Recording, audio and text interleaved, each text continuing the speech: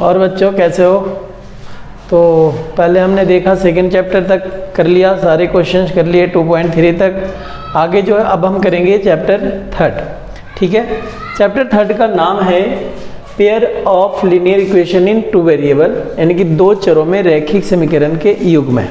हमने 9th में पढ़ा था रैखिक समीकरण के बारे में, लीनियर इक्वेशन के बारे में। ठीक है, जो था इस तरीके से कुछ ax plus b y plus c, यानी कि a इक्वल 0, ये होता था हमारा लीनियर इक्वेशन। टू वेरिएबल है ना, x और y टू वेरिएबल है, a और b कांस्टेंट है, c भी कांस्टेंट है। लेकिन जो 10th में हमें पढ़ना है पेयर ऑफ लीनियर इक्वेशन पढ़ना है। तो पेयर ऑफ लीनियर इक्वेशन का मतलब हुआ कि अगर आप दो इक्वेशन लिख रहे हैं, मान लो ax plus b y plus c equal 0, और एक और लिख रहे हैं ax plus b y plus c equal 0, तो इसमें अंतर कैसे पता चला है, डिफरेंस? तो इसीलिए हमने यहाँ पे मान लिया a1, इसको a2, इसको b1, b2, c1, c2, ये बताने के लिए कि इस तरीके अब हमें पेयर ऑफ लीनियर इक्वेशन पढ़ना है, यानी कि पेयर रहेगा अब दिया हुआ, ये दोनों को सोल्व करके हमें आंसर लाना होगा x और y के। अब इसमें हमें पढ़ना है ग्राफिकली, आपको एल्जेब्रिकली। ठीक है, तो पहले हम एल्जेब्रिकली या ग्राफिकली जो भी कहता है उसके हिसाब से करेंगे जो कहा जाएगा। तो चलते हैं 3.1। 3 पॉइंट में है एक क्वेश्चन है 3.1 का फर्स्ट। 3.1 का फर्स्ट कहता है कि Aftab said to his daughter, यानी कि 3.1 का क्वेश्चन नंबर फर्स्ट। ये एक आदमी है आफ्ताब। आफ्ताब कहता है कि 3 साल, यानी कि आफ्ताब कहता है कि 7 साल पहले, 7 years before I was 7 times older than you, यानी कि जो आफ्ताब है वो अपने बच्ची से कहता है, अपने डॉटर पुत्री से कहता है कि मैं तुमसे 7 साल पहले 7 गुना ज़्यादा था। और आगे कहता है अब से 3 वर्ष बाद, यानी कि आफ्टर 3 years लेटर, 3 साल बाद वो 3 times ज़्यादा हो जाएगा, 3 गुना ज़्यादा हो जाएगा। तो इसे आपको ज्ञात करना है, इसमें एल्जेब्रिकली और ग्राफ बनाने हैं, और एल्जेब्रिकली भी सोल्व करना है और ग्राफिकली भी सोल्व करना है। ठीक है, तो देखते हैं, चलते हैं। तो इसमें मिसिंग क्या है? इसमें मिसिंग है प्रेजेंट एज, यानी कि वर्तमान जो आयु है दोनों का नहीं है। तो लेट करेंगे, पहले लेट कर लेंगे कि let the age of Aftab as x, माना कि आफ्ताब का एज x ईयर्स है, and the let the age of his daughter. तो हिज डॉटर का मान लेते हैं, his daughter age y years. अब देखिए, अब y ईयर्स, अगर हम बात करते हैं 7 years बिफोर, 7 years बिफोर, तो 7 years बिफोर x माइनस 7 होगा, तो y माइनस भी 7 होगा। और ATQ क्या कहता है, क्वेश्चन में क्या कहता है कि जो आफ्ताब है 7 साल पहले वो अपने पुत्री से, यानी कि अपनी बेटी से 7 गुने ज़्यादा का था। तो ये हो गया x minus 7 equal 7y, minus 7 से जा 49। अब देखिए x इधर आ जाएगा, माइनस 7y इक्वल माइनस 49, और ये प्लस 7, तो ये हो गया आपका x माइनस 7y इक्वल 49, तो माइनस 42। इसको मान लेते हैं फर्स्ट। ये आपका एक एल्जेब्रिकली, यानी कि बीजगणितीय सोल्व हो गया, एक इक्वेशन बन गया। आगे कहता है कि 3 years लेटर, 3 साल बाद, तो x प्लस 3, तो पुत्री भी ये तो हो गया आपका आफ्ताब का, और उसकी डॉटर भी है तो भी तो होगा y प्लस 3। तो कहता है कि मैं x प्लस 3, यानी कि जो मैं हूँ, यानी कि आफ्ताब है 3 साल बाद वो अपने पुत्री से, यानी कि अपने डॉटर से 3 मल्टीपल, यानी 3 गुना ज़्यादा हो जाएगा अपने डॉटर से, अपने पुत्री से। तो ये हो गया आपका x प्लस 3, 3y, 3 3 जा 9, तो ये हो जाएगा x माइनस 3y, 3y चूँकि इधर आ जाएगा, इसलिए 9 ये -3 हो जाएगा, तो x -3y इक्वल 9 - 3 6। ये सेकेंड इक्वेशन, ये आपका एल्जेब्रिकली सोल्व हो गया, यानी कि ये एल्जेब्रिकली सोल्व हो गया, बीजगणितीय रूप से सोल्व हो गया। अब इसको ग्राफिकली, तो जैसे आप 9th में ग्राफ बनाते थे उसी तरह से यहाँ भी ग्राफ बनाना है, ठीक है, यहाँ भी वैसे ही ग्राफ बनाना है। तो देख लेते हैं एक बार। अब जैसे मान लिया जाए कि x - 7y है, ठीक है, और इक्वल -42 है, तो आपको क्या करना है कि कम से कम 2 वैल्यू तो लेना ही पड़ेगा, x और y, ठीक है।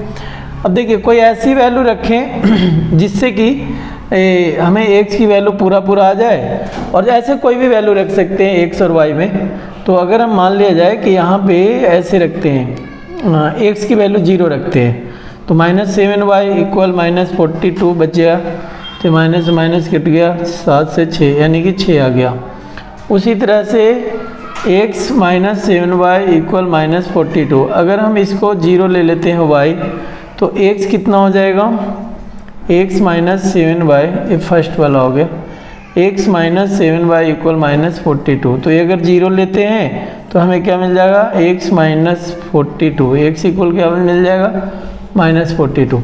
तो आप जो है इसको भी लेकर के बना सकते हैं, या कोई भी वैल्यू ऐसे है जो और भी ले सकते हैं, ठीक है, वो आपके ऊपर डिपेंड है कि कोई भी वैल्यू आप रख सकते हैं।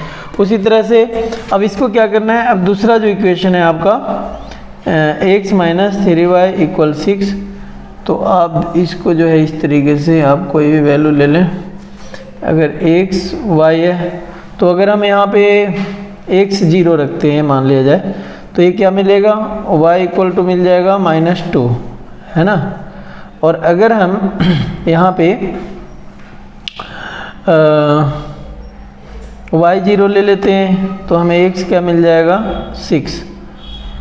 तो जब आप इसको ग्राफ पे प्लॉट करेंगे तो एक ही पे इसका भी रख लेंगे 0 से, अगर 0 है x तो y है आपका 6, ठीक है, और यहाँ पे 6 मान लेते हैं, तो ये हो गया आपका 0 6, और ये है -42 x, यानी कि इधर -42 तो इधर जाएगा, और y 0 है तो ये -42 इधर जहाँ भी आएगा वहाँ, इस तरीके से। और ये है x 0 तो -2 है, x 0 है तो y कितना है, -2, तो यहाँ पे आ जाएगा -2 लगभग, हम ऐसे ही ले रहे हैं, 0 -2 और 0 6, ये 0 है, x अगर 0 है, सॉरी y अगर 0 है तो x कितना है, 6 है, तो ये तो लगभग ऐसा कुछ, ठीक है।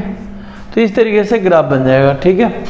तो आप कोई भी ग्राफ बना सकते हैं, कोई भी वैल्यू लेकर के ग्राफ बना सकते हैं। अब देखते हैं सेकंड क्वेश्चन, ठीक है। तो देखिए अब सेकंड क्वेश्चन करते हैं। सेकंड क्वेश्चन है, क्रिकेट टीम के कोच ने 3900 रुपये में 3 बल्ले तथा 6 गेंदें खरीदी, बाद में उसने एक और बल्ला तथा उसी प्रकार की 2 गेंदें 1300 रुपये में खरीदी। इस स्थिति को बीजगणितीय तथा ज्यामितीय रूप में व्यक्त करना है, इनके अलजेब्रिकली और आपका ग्राफिकली। हिंदी इंग्लिश की बुक नहीं है, कोई बात नहीं। 39 रुपये में 3 बल्ले। अब हमें इसमें मिसिंग क्या है, मिसिंग है अगर आपसे कहा जाए कि 5 केले का दाम बताओ या 5 आम का दाम बताओ, तो आप क्या बताओगे भाई, या 6 बल्ले का दाम बताओ, क्या बताओगे। तो इसमें ये मिसिंग है। मिसिंग क्या है, कॉस्ट। किसका कॉस्ट मिसिंग है, किसका कीमत मिसिंग है, बल्ले और गेंद दोनों की ही। तो मान लेंगे यहाँ पर late the cost of 1 bat is x end of 1 ball is y। RS में तो ये कितने बॉल, 3 बैट्स, तो 3x प्लस 6 गेंदे 6y इक्वल, ये टोटल कितने खरीदे हैं, 3900 का, ठीक है फर्स्ट। अब सेकेंड है 2 गेंदे और उसी प्रकार के एक और बल्ला, तो एक ही बल्ला है तो x प्लस उसी प्रकार के 2 गेंदे, तो 2y इक्वल, ये है आपका 1300 का। ये सेकेंड इक्वेशन, ये बन गया एक ग्राफ, सॉरी अलजेब्रिकली सोल्व हो गया। अब आपको क्या करना है कि इसको ग्राफ में बनाना है। तो उसी तरह से सेम जैसे हमने पहले किया है, बस दोनों का x और y की दो कम से कम दो वैल्यू या 3 4 जितने भी वैल्यू है वो निकाल लेंगे और फिर उसे आप ग्राफ में पुट कर देंगे, ठीक है, और ग्राफ बना लेंगे। अब देखते हैं थर्ड क्वेश्चन, ठीक है, जो है थर्ड क्वेश्चन इसी में कर देते हैं ना, कर दो कोई बात नहीं।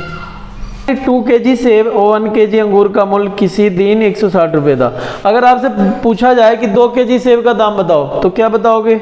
आपको पता होना चाहिए ना, तो है ही नहीं पता, तो यहाँ पे लेट कर लेते हैं। इसमें मिसिंग है कॉस्ट, तो let the cost of 1 kg of grape से क्या है 1 kg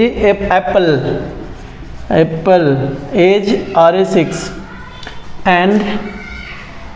and of 1 kg of grapes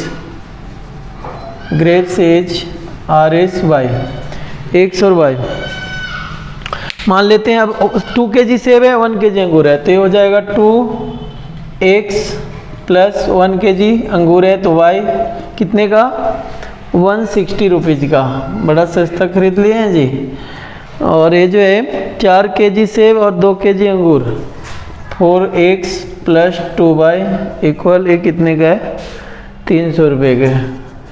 ये लगता है लॉकडाउन से पहले का है, ठीक है। तो ये हो गया आपका 300, नहीं तो अभी तो बहुत महंगे चल रहे। ये आपका अलजेब्रिकली सॉल्व हो गया। अब इसको ग्राफिकली करना है, तो ग्राफिकली करके आप लोग मुझे कमेंट करना, ठीक है, सही है कि नहीं, फिर मैं चेक करके नंबर दूंगा आप लोगों को, ओके।